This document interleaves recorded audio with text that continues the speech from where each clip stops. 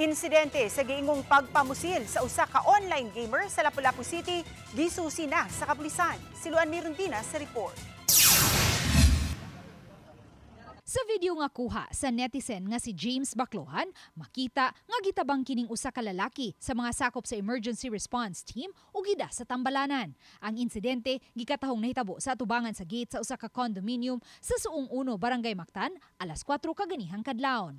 Usa sa mga residente sa dapit kinsa gika naglaway og basura niadtong mga orasa, misaysay nga usa ka buto sa armas ang ilang nadungog sa wa pa mahagba ang lalaking luwanse ang motorsiklo nga mihunong haduol sa guardhouse sa condominium. Ana na ko sa medyas, padung ko sa medyas kay magkuan na.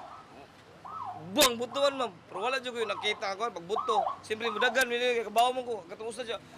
Ako usa ka uban la. Alam mo ko usa ka uban, padung na ko musud. Amo didto, ang gwardiya na ibong mi tumis gwardiya kay nikting naman ang gwardiya mura magna. Ang gwardiya may gigo, mura ang gwardiya gipusil naam ni nag aya dito ma'am. Wala na makuha og habig sa RTV Balitang Bisdak ang gwardya kaganihang kadlawon sa naasoy condominium kay nakauli na kini ganihang alas 7 sa buntag.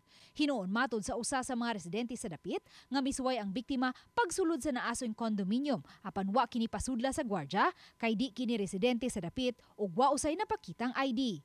Apan sa kalit lang nadungog dayon ang buto sa armas ug nahagba ang maong lalaki. Ang gingon sa guard, dugay man ko ni hatag og ID. So pag dugay niya hatag ID, dito naman siya posil ko no, something inana.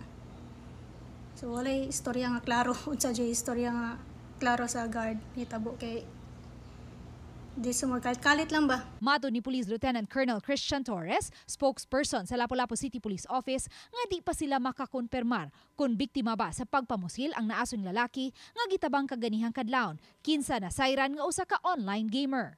Ato pa ning i-clarify sa medico legal kaya nga pa siya sa ospital karon og slag bagito nakaigo sa iyaha.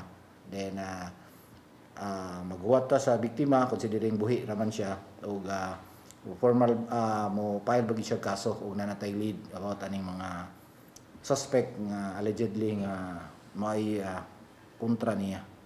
Mao man atong tan-awon kung unsa ba gini giposil ba gini or unsay gamit nga. Matod sa Lapu-Lapu City Police, dako unta og tabang ang CCTV footage sa dapit aron masubay ang tinuod nga panghitabo. Ang management sa condominium mipadayagman og kaandam nga mo-cooperate sa investigasyon sa kapulisan. Padayon usab karon nga gisusi sa Lapu-Lapu City Police ang background sa biktima.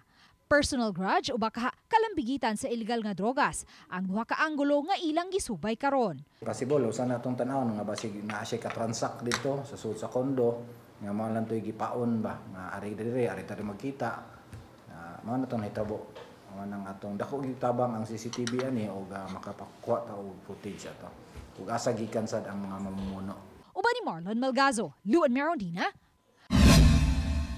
Balitang Bisdak.